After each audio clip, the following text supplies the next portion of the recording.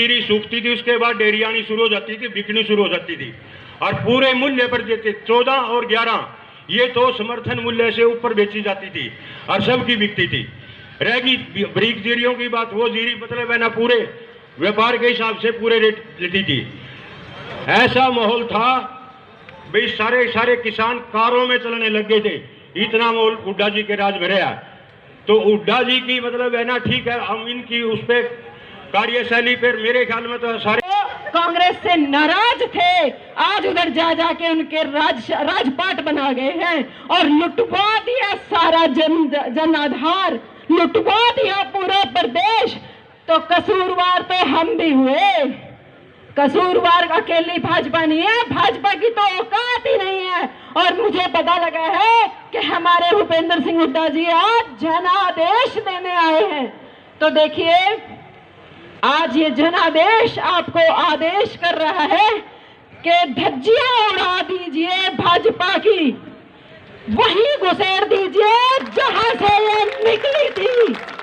आने वाले समय में पानी भी न मांगे, वचन देके जाइए कि मेरा डसा तो पानी न मांगे।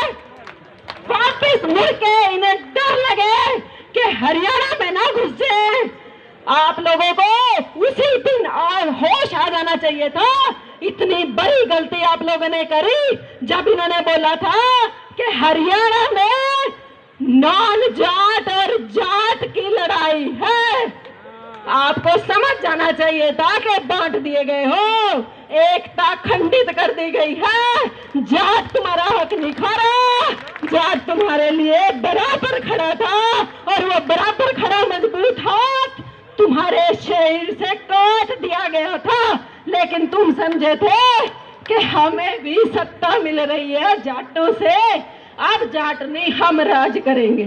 अरे हम राज तो छोड़ो, आज दिल की बात कहने के लिए तरसते हैं, आज मौका देखते हैं। सम्मानित मंच और करनाल की बहादुर जनता, मैं मोदी जी से शुरू करना चाहूंगा। उनके लिए एक मैं शेर कहना चाहता हूं, उसकी अगर समझ में आए तो दाद जरूर दीजिएगा। तू हमारी वजह से ही साहिबे मसनद है, तू हमारी ही वजह से साहिबे मसनद है। आज हम जो चाहे तेरी दस्तार भी ले सकते हैं। इम्तिहाने सबर मतले खूगरे जुल्म, सितमगर कलम को फेंक के तलवार भी ले सकते हैं। प्रधानमंत्री जी, आप जिस पद पर हैं उसकी दो बुनियादी मांगे हैं। दुर्भाग्य से आप उन दोनों पर खड़े नहीं उतरते। ना तो आपके पास औपचारिक शिक्षा है और ना ही एक दयालु हृदय है। साथियों, मैं मोदी जी से इस मंच से कहना चाहता हूं कि आप व्यक्तियों को जीपों के नीचे कुचल कर उनके विचारों को नहीं मार सकते।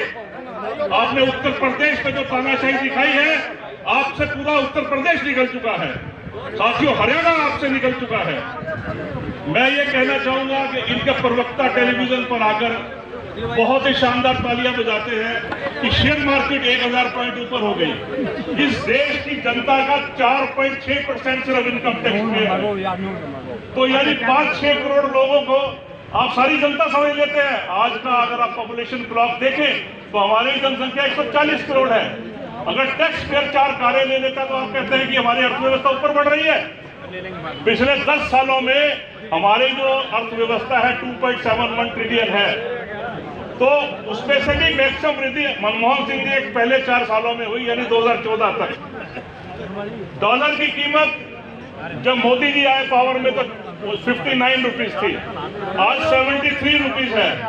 कभी आप कहते हैं कि ये आड़ती आंदोलन कर रहे हैं, कभी आप ये कहते हैं कि जो ये किसान है एक पर्टिकुलर स्टेट के किसान है।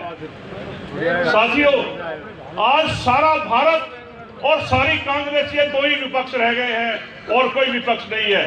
हुड्डा जी, आने वाले समय में देश की कुल आबादी का 50% जो है 30 साल से नीचे के लोग होंगे। मैं आपसे अनुरोध करूंगा कि जो विद्यार्थी हैं, जो ये युवा जनसंख्या है, जो 25 से 30 वर्ष के लोग हैं, इनकी तरफ भी ध्यान दें, इनको भी प्रतिनिधित्व दें संगठन में, ताकि ये आगे आकर काम करें। ये अफवाहें उड़ाते हैं, ये 15 लाख की अफवाह उड़ाते थे। 56 इंच की अफवाह इन्होंने उड़ाई, नोटबंदी से काला धन आएगा ये अफवाह इन्होंने उड़ाई, जीएसटी से राज्य अमीर होंगे कौन से बिचौलिए ने उड़ाई थी। धारा 370 हटने के बाद कश्मीरी पंडित कश्मीर में चले जाएंगे, वहां तो रोज मर्डर्स हो रहे हैं, वहां दूसरे राज्यों के लोग जमीन खरीद सकेंगे। आप श्वेत पत्र जारी करिए कि कितने लोगों ने वहां पर जमीन खरीदी है। चीन हमारी सीमा में घुसा हुआ है, हमारी सीमा में चीन से रोज आक्रमण होता है। आप ये कहते हैं कि नहीं चीन हमारी सीमा में नहीं आया, तो सैनिक कैसे पकड़े जा रहे हैं उनके और हमारे? ये झूठ बोल बोलकर जनता को गुमराह कर रहे हैं। सरकार के 30 मंत्रालय नकारा है, आपने अभी कितने मंत्री बदल लिए? क्यों नहीं मानते सार्वजनिक मंच से कि आपके मंत्री नकारा है, आपसे मंत्रालय चलाने की क्षमता नहीं है? कहते थे बांग्लादेशियों को तुरंत निकाल फेंकेंगे, लेकिन फेंकने में तो आप विश्व चैंपियन हो। 2 ही विश्व चैंपियन है, एक हमारे नीरज चोपड़ा और एक आप है, आप भी लंबी लंबी फेंकते हो। साथियों, बेरोजगारी व आर्थिक मुद्दों पर दूसरी पार्टियों को बदनाम करते हो, सरकार तो आपकी है। सारा दिन मीडिया, इनका जो मीडिया फैक्टर राहुल जी को कोसती है। क्या देश में कांग्रेस की सरकार है? क्या राहुल गांधी देश का प्रधानमंत्री है, देश का वित्त मंत्री है, स्वास्थ्य मंत्री है? कौन सा मंत्री है वो? आप बात बात में कांग्रेस का मजाक उड़ाते हो, कांग्रेस को खत्म करना है। आप ये तो बताओ कि डीजल 25 रुपए की बजाय 100 रुपए क्यों बिक रहा है पेट्रोल? क्या 10 करोड़ लोगों की नौकरी इसलिए नहीं चली गई कि अर्थव्यवस्था इसलिए डूब गई कि राहुल गांधी जी कांग्रेस के नेता हैं? क्या कोरोना के करोड़ों से केसेस में जहां पे लोग मरे हैं, आप उनको ऑक्सीजन नहीं दे पाए, राहुल गांधी जी की वजह से है? साथियों, देश तबाही के कगार पे खड़ा है, तो क्या देश की संपत्तियों को राहुल गांधी बेच रहा है? आज सवाल तो उठेंगे। Thank you.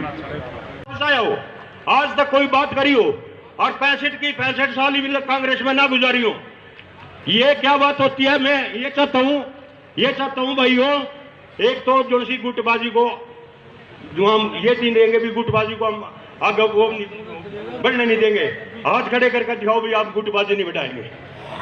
खासकर मैं लीडर लोगों से, आप नहीं, लीडर लोगों से हाथ खड़े करवाऊंगा।